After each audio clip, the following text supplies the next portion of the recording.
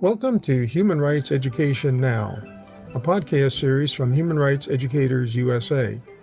I'm your host, Bill Fernikes, a member of the National Steering Committee of HRE USA, a collaborative network to learn, teach, organize, advocate, and innovate for human rights education in the United States.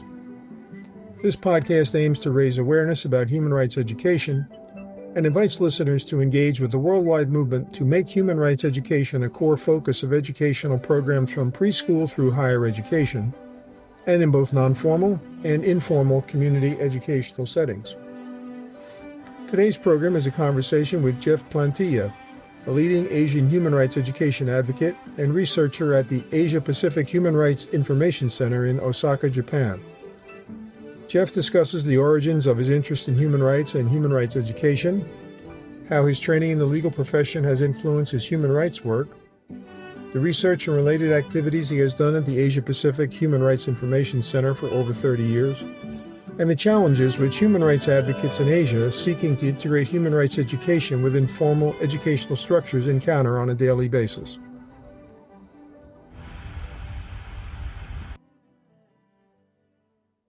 Well, it's a great pleasure to be speaking with Jeff Plantilla, who is located in Osaka, Japan, and is a researcher at the Asia-Pacific Human Rights Education Information Center. How are you today, Jeff? I'm fine. Thank you, Bill. I'm happy to be here. Well, it's our pleasure to host you today on our podcast. So to get right to it, can you tell us how you became interested initially in human rights and human rights education? I grew up in a small town outside of the center, the capital city in the Philippines in the north. And I was witnessing people having problems and some, poverty and so on. So at that point, I already knew what the problems were in the society. And then I, of course, went on to study. But it was basically in college that I had more exposure because of the study about society. And then later on, when we tried to look at some issues, then I began to see things more from a human rights perspective, especially when I entered law school, and when you have other things that you've learned. Now, when you went to law school, how much study of human rights did you actually have?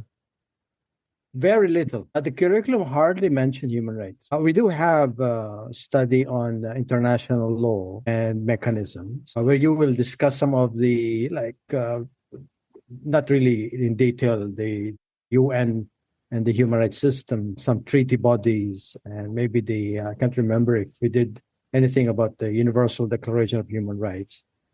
So it's not exactly a study of human rights, but we did study a lot of legal principles that would very much fit into the human rights framework. So at the time you were in law school, was this during the Marcos regime? Yes. That was from 81. And so at that time, as you were in law school and you were living in the Philippines, what sort of contradictions between human rights principles and daily life did you notice? During the time of martial law, things were quiet. A lot of people would behave, carefully. I used to attend, for example, meetings, and every time I'd go, me and the other people in attendance would always look at the door. Looking behind your back, expecting that the police would come anytime. Just because you're talking of something sensitive. But it should not be sensitive, but you thought it would be sensitive to talk about critical issues of society, or anything that relates to the government. If the speaker was critical and criticizing the government, you begin to have that feeling. So people basically went on with their lives, but then there is this constant reminder that you have to be careful, because anytime the police may come and pick you up. So now that you were in law school and then graduated, talk a little bit about your journey to becoming a human rights activist. things just happen. And I always would think that they're all accidents. There was no plan at all. I mean, when I was in law school, we were studying, of course, laws, and some of them about the Constitution, social justice, for example. We read cases, some of them from the US, decided by the Supreme Court of the US. But then outside of it, I got involved in other things like I got involved in the student council. And then I got involved in the legal clinic or the legal aid office. I got involved in an organization that happened to have something to do with child offenders. These are in the introductions, but they were not really, in a sense, serious work in the sense that you're putting your life online or you are exposing yourself too much. But they gradually just came. And I just got exposed to them as I went along. So, in terms of the actual human rights violations you saw in the Philippines, what were some of the ones that sort of really compelled you to advance your work in human rights?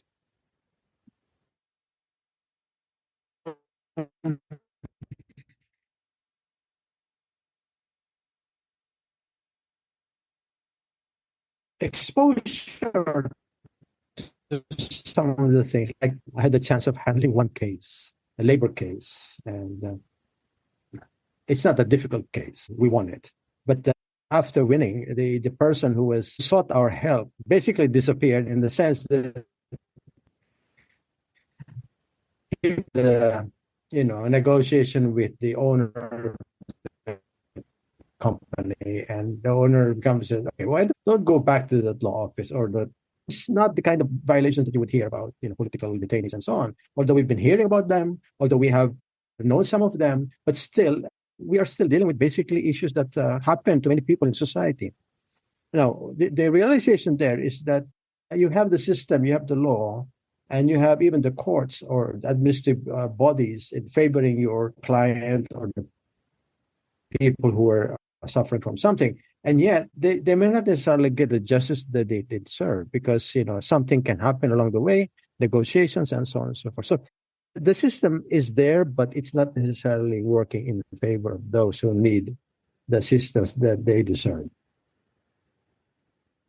So you've been associated with the Asia Pacific Human Rights Information Center for 30 years. What are some of the things you've done to shape their work in human rights and human rights education?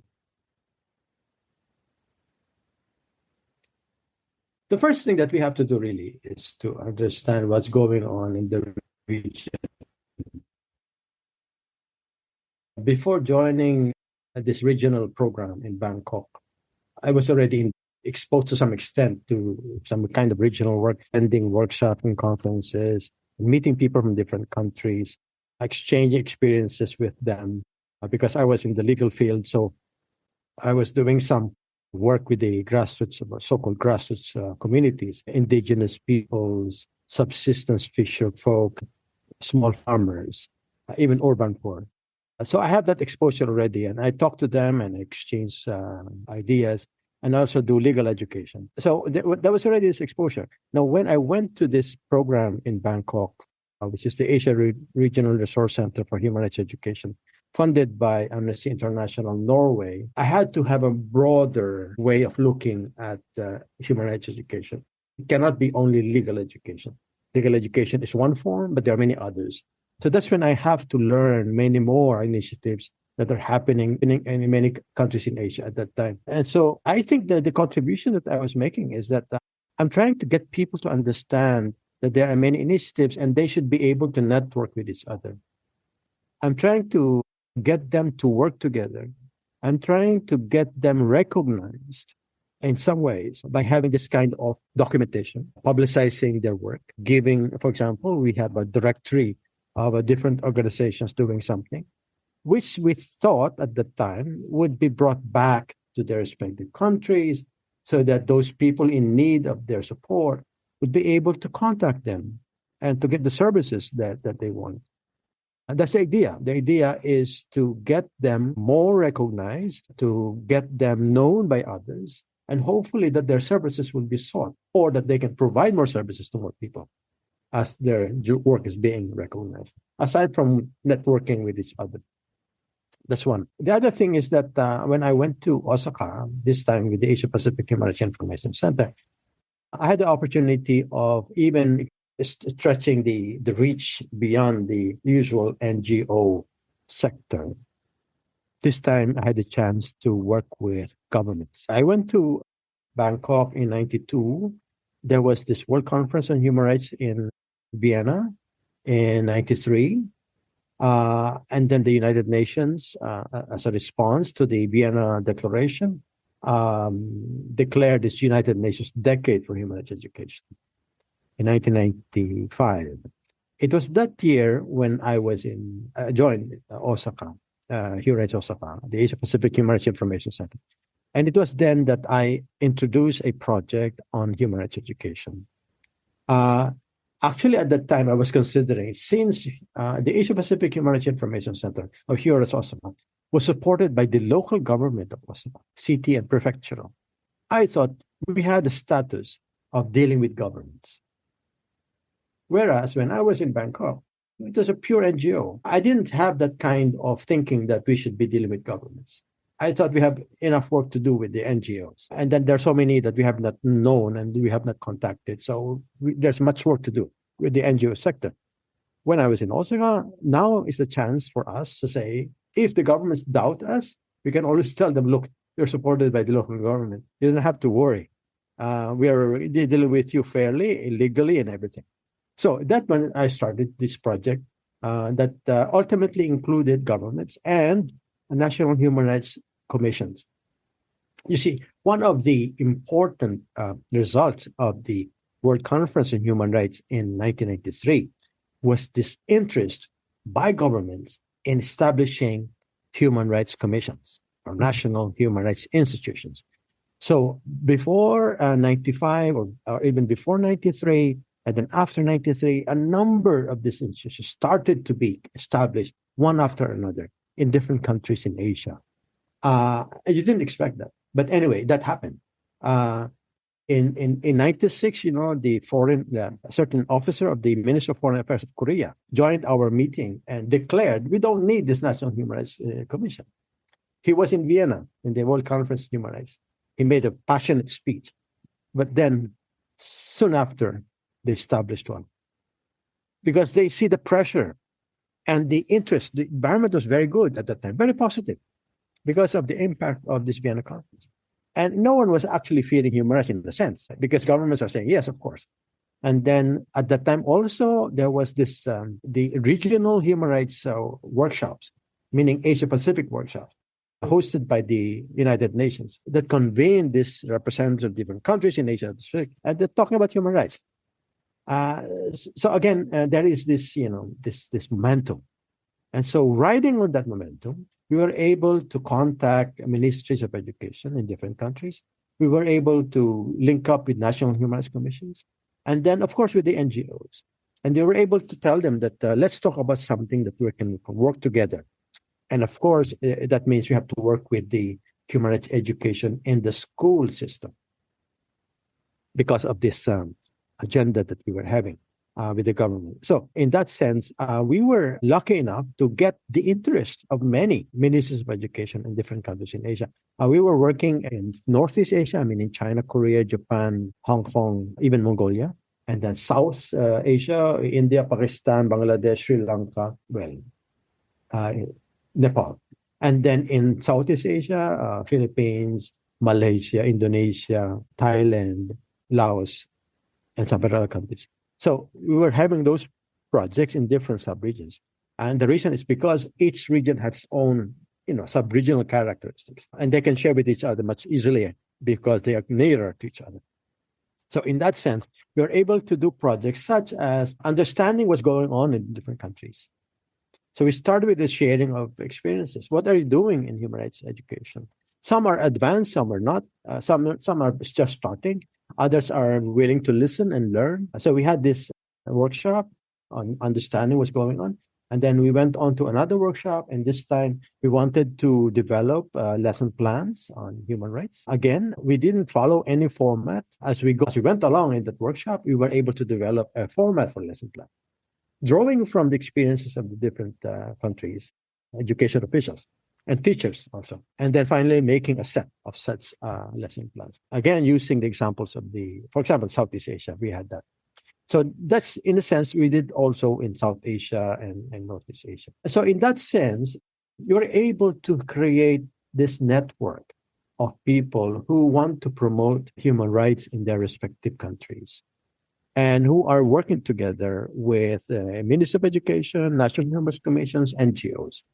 So it was a very positive working relationship at that time. We hardly got any rejection or any sign of resistance, although some countries may be a little bit quiet and hesitant, but eventually they were on our side. Even Vietnam, for example. The representatives of Vietnam initially were a bit hesitant, but we had the UNESCO connection also, and using the UNESCO connection, they participated. So it was. Yeah. No, go ahead. So it was from the networking, identifying people who can contact, to creating something through workshops, some kind of materials. Then we're able to move a little further in this journey, including having a training workshop to say that now we have this material. What are we going to do with it? And so, at least in Southeast Asia, I'm talking about Southeast Asia. And so I said, okay, let's be more familiar with what we have done, and let's see how we're going to employ it in our respective countries. Of course, we do recognize that there will be adjustments, there will be adaptations, especially since that book that we had is a compilation of different examples from different countries. Although some of the participants say, we have this kind of example also in our country, and the examples from the Philippines, for example, we have that also. So there's this cross-pollination in the sense of ideas and examples and materials that we would like to help spread and push human rights education in the school system. So you've resided in Japan for quite some time now. How extensively is human rights education embraced in Japan itself? Again, the 1990s was a very important decade. Again, with the United Nations pushing for the UN decade for human rights education. And then the environment that came out after that in terms of the relationship between countries. Japan actually pushed forward with its plan. They developed a human rights education plan. They later on enacted a law on human rights education. So essentially, Japan was a bit ahead in terms of really pushing for human rights education within the country. And then they had guidelines on how human rights education or human rights should be taught in school. It's difficult to say how much they've got, but anyway, the thing is the implementation was done for because of the law. When there's a law, then implementation has to happen. And the only criticism that I have heard and read is that human rights education tended to focus on creating harmonious relationships among students and being conscious of the rights of others. Now, these are not wrong values, wrong ways of thinking. Very good. Unfortunately, there seems to be a missing thing there. One is that they don't really study about human rights as concepts. It's more of studying how to be in good relationship with others. They may have a discussion of issues, but then again, it may not be as you would like it to be in terms of what do you do when something happens. So they say that the problem with that is that you're basically teaching students to be kind to others. Nothing wrong. But we're talking of human rights. What about your rights? And how are you going to enjoy such rights? This is not a question of simply me. It's a question of how you're going to live in a way with the enjoyment of rights. So this is where they say that the education, human rights education, is lacking in the sense of really looking at rights as something that you have and you should enjoy. It's not a question of you respecting others. Of course you do. Is not a question of having a harmonious relationship with others. Of course, you need to have good relationship with others, but you also have to think that you also have rights that should be protected, respected by others too. And even the government should respect it. So that they say is the missing link. So anyway, how before the 1990s, you already have another form of human rights education. And this was the so-called DOA education, which is an anti-discrimination education. And this was being implemented mainly in so-called Western Japan. And the reason is because in Western Japan, there are many communities belonging to so-called the Burakumin communities that have been discriminated for ages. And you have a movement that arose because of this discrimination way back in the 90s when they coalesced into a group of so many groups coming together to form one big network. And they declared that they have rights that should be respected. So this DOE education is meant to address that discrimination. And because of the movement as well as the agreement of the local governments and the local education boards, then this DOE education was implemented in the different schools in Western Japan mainly. And so teachers would attend meetings, would do studies and develop materials and so on. Pedagogists are learned and so on how to implement this kind of anti-discrimination education. However, as I've said, it's basically in Western Japan. It's not the other parts. It's not in the whole country. But it was there already, way before 1990s. So it's interesting. You mentioned that because when I was doing my doctoral work, one of my committee was a Japanese scholar on anthropology. We actually studied the Burakumin. And challenges that he had, because he talked about it in our classes. Right. That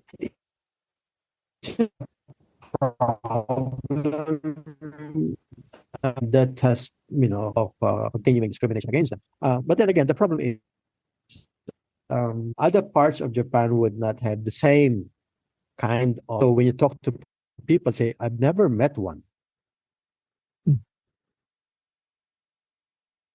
And I've not experienced being with them. There are stories, well, some of them are written in articles, that they found out that their boyfriend or girlfriend belongs to this community. And they say, what's the problem?